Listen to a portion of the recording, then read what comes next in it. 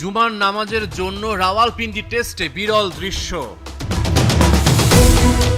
Test ক্রিকেটে সাধারণত 2 ঘন্টার সেশন দেখা যায়।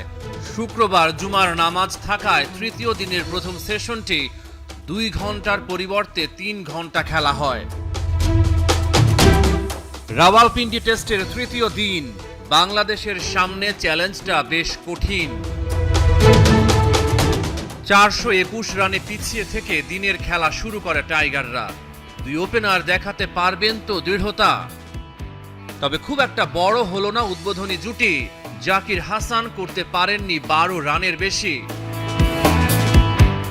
অফ স্টাম্পের বাইরে থেকে বল ঢুকছিল ভেতরে, শান্তর ব্যাটের কানা ঘেঁষে বল আঘাত হানে স্টাম্পে।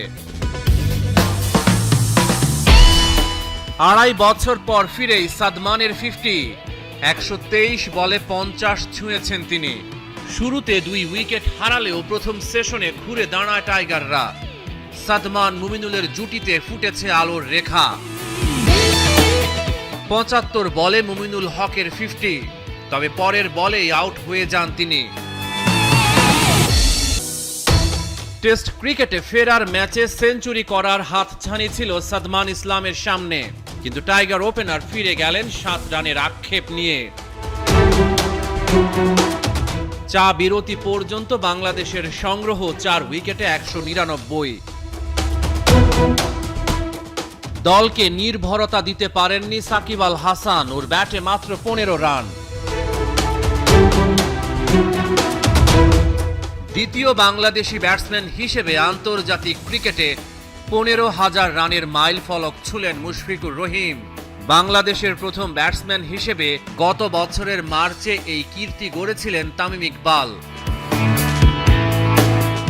মুশফিকুর রহিমের পর লিটন দাসের 50, পাকিস্তানি বোলারদের দারুণ জবাব দেয় এই জুটি। লিটন দাস বেশ আগ্রাসী, নাসিম শাহকে এক হাত নিয়েছেন তিনি। 3-4-1 ছক্কায় নাসিমের 1 ওভারেই তোলেন 18। ছক্কায় বল পাঠান স্টেডিয়ামের বাইরে, বলটাই গেছে হারিয়ে। 5 উইকেটে 316 রান তুলে তৃতীয় দিনের খেলা শেষ করে বাংলাদেশ। এখনো 132 রানে পিছিয়ে টাইগাররা। রহমান পেয়ার, 71।